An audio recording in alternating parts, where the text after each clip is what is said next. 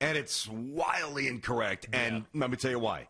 30 years ago, I went back, I looked it up. Because as he's saying this, it does. I know that it's not. Yeah, it's not doesn't sound right. Well, it's not meshing with what I've watched for the last 40 years, all right? 30, 37, 38 years. I've been watching the NBA forever. As he's saying this, I'm like, that's not accurate. But let me just go and connect the dots. You're doing a national show. You want to be accurate. 30 years ago, all right? The East starting five for the All-Star game. Michael Jordan played 82 games. Patrick Ewing played 81. Isaiah had wrist surgery, which is why he played 48, but he had surgery. Bird played 75. Barkley played 79. That's the East starting five. The West, Hakeem played all 82. Magic played 79. James Worthy played 80. Stockton, wow, he's lazy. He played 78. And AC Green, you should never be starting any All-Star game, to be honest with you, even though he's a good rebounder and whatever.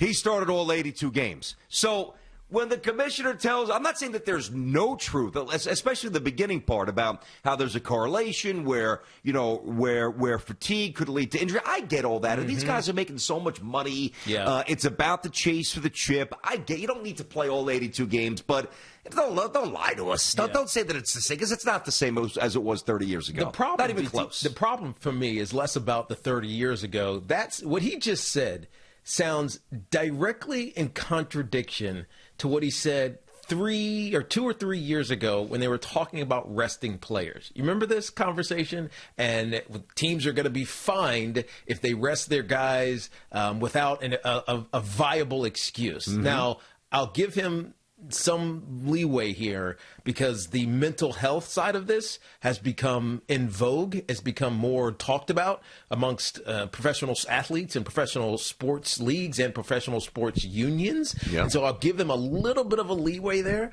But I remember distinctly talking about, wow, he's not playing. He's taking a maintenance day. Remember the maintenance day outrage that we had a couple years ago? The Spurs. Like, it's a maintenance day. Yeah. And the Spurs were going to get fined for having their stars rest for a day. Not even like multiple days, as we've seen over the course of this season from some players on some teams, which we'll get to in a second. But just a day because it's a primetime game and a major network, and nobody wants to see the stars sitting on the bench when they're playing against other, important teams or important games throughout the season. Yep. This year, I mean, we just saw it this past weekend. The Nets and the Lakers, nobody played. Now, part of it's injury, and obviously KD is maintenance. But, I mean, it just feels like they flipped their tone a 180 in about a 2 or 3 year time frame. Well, they have, and that's why I listen. I think Adam Silver has done some really good things, but I really strongly do not believe that he's got the necessary presence to be the leader that is sometimes required. I feel like to have long-term sustainability. I feel like too often, he's acquiescing or he's altering his position like we are here. Yep. Like it's great to be fluid. Don't get me. You don't want to be, so inflexible that something good could come across your desk and you're just married to one concept that you fail to incorporate it. That's stupidity. That's the exact opposite end of leadership. Leadership should incorporate new data, new thoughts, new theories. Absolutely. Why do you think it's hurting the NBA? I think it's hurting the NBA because you flip on a game, you have no idea who the hell's playing that night. And now we got to get to Kyrie Irving. I don't even know how to talk about this anymore because, if you go too deeply on Kyrie Irving, which I have in the past, you get the kickback about mental health, which is a real issue. Of course. I don't know the depth of his. I wish him the absolute best. I truly do. I mean that. But I hate to talk about sports. And every couple of weeks, the guy says, I'm not playing. I'm not feeling right. I need a day off. My mind's not right. And you know what?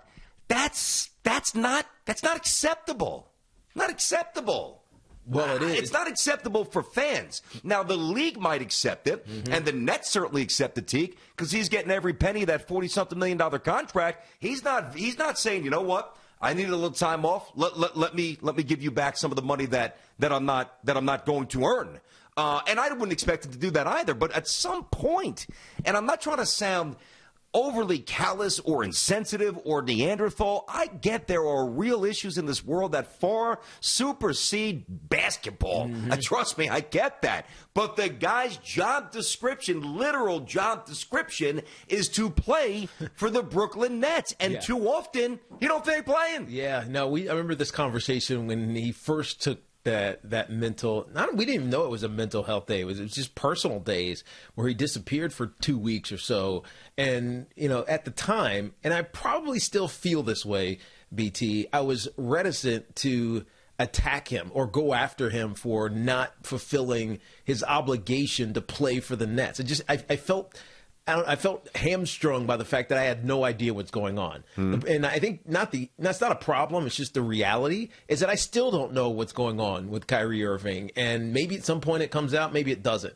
But I sit and as a fan and, watching a game over the weekend or actually today, it'll be today, the game today. It's going to be postponed. They're not playing that game tonight in Minnesota. There's zero chance they're playing that game. Yeah. Oh, you're right. You're Bank it. Right. Not playing. You're and they right. shouldn't. But if they did, he wouldn't be there. Right. And so you were I keep asking myself, what could possibly be going on? I'm just now very curious why he's taking, multiple personal days. And it's random. It's like every 2 weeks, I'm going to take a day off. Yeah. And I'm sure it could be something very serious. And I would feel bad if I made a judgment and it was something really serious.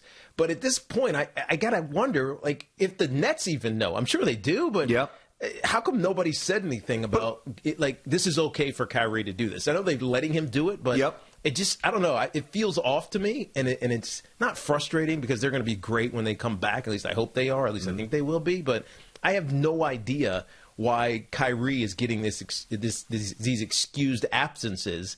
And why aren't other guys doing it? And if they do, then the league really has a problem. Well, but the Nets are fully culpable here as well. Now, I understand that first of all, Kyrie Irving, as brilliant as he is a very mercurial type of personality. Of course. It's always been that way.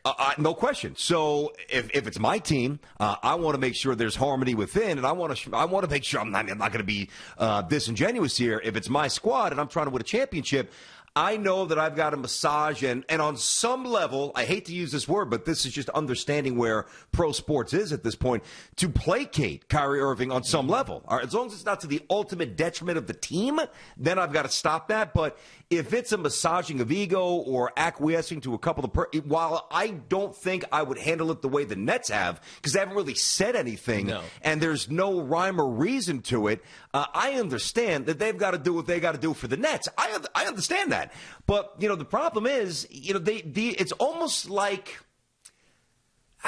it's almost as if these are popping up and they are like predetermined pop-ups of absences. It's not like so it's like it's scheduled. It's a scheduled, it almost feels that way, doesn't it? Personal day, and here's the interesting thing: when we saw this with, let's say, Kawhi Leonard. And we knew he had an injury, and he was taking these this is with the Toronto Raptors, these pre-scheduled maintenance days, as we called them, these maintenance days where he wasn't going to play back-to-backs, he wasn't going to extra exert his body because we knew that he had this quad issue. You kind of accepted it. Because you understood what the reasoning was. Now, you didn't like it because obviously if you're the NBA or an opposing team, you want to see Kawhi. For sure. Or really, not really an opposing team, but you know what I mean, a fan base. The opposing fans do. Yeah, like you want to see the stars of the NBA. And so, but you understood why he was getting those maintenance days. I think the issue with Kyrie is we don't understand why he's getting these personal days consistently. No idea. Every couple of weeks. No. He's taking 1 or 2 or 3. And, I mean, sometimes they win anyway. So from a personal, team standpoint, it doesn't really matter. But it does matter because James Harden's hurt. His hamstring's barking. It hurts now. It hurts right now. You got to ease Durant in. I mean, if there's ever a time to be present every game, unless truly he is dealing with something that is overriding his emotions, where he quite literally cannot do his job, then that's a place for medical intervention. And I respect that. I get it. And then if that's the case, that's what needs to be done. But if it's not quite to that extent, and I have no way of knowing because, again, the Nets don't say anything, neither does Kyrie. And, again, what's personal is personal. I'm not trying to pry that deeply. But you need to have a sense from a consumer point of view that things are authentic. And when Kyrie – and I read this now. When Kyrie Irving says – all right, during the time away from the team, he broke the league's coronavirus health and safety protocols, which further delayed his return to the game. Irving was fined for not following the league's COVID-19 rules. When he did come back to the team, he told reporters, quote, that he just needed a break. That's not good enough for fans. Yeah. I'm sorry. When you're making $40 million a year, that's not good enough. And that was at the beginning of the season, right? That's what we're talking about. That was with I believe that was when he was seen photographed at his dad's and sister's birthday party. That was the first step away. Correct. That's right. Then there was another little respite, and now another one. Yeah, you're right. So, I mean, listen, imagine slapping down $400 to go see, I don't know, you love Bruno Mars. Bruno Mars. You show up there, Bruno Mars. But you know what? The guy who's playing the saxophone is going to be showing up tonight. Isn't it worth it, $400? No. Yeah. I'm here to see Bruno Mars. Here to see Mick Jagger. I'm here to see, and there's actually still touring. I'm here to see whomever I'm paying to see. Again, the old days of playing 82 games. No, again, you've got to recalibrate that. We have modern medicine. We have data that has informed us that too much is too much. And when that threshold breaks, boom, you've got injuries. And these players are highly valued commodities. You've got to do whatever it takes, preventative measures to avoid that happening. That's why if a guy's knee is barking, sit down. Yeah. But this nonsense of not telling fans why you're not even showing up, it's not right. Yeah. It's not right. And I don't know if it's there yet because it's only Kyrie, and Nets fans feel this, and I guess the opponents of Nets fans feel this. But if it becomes more mainstream around the NBA, that's when Adam Silver really has to change what he's saying about these days off that these guys are getting. Thanks for watching. Make sure you like and subscribe, and don't forget to hit that bell to be notified when we drop fresh content.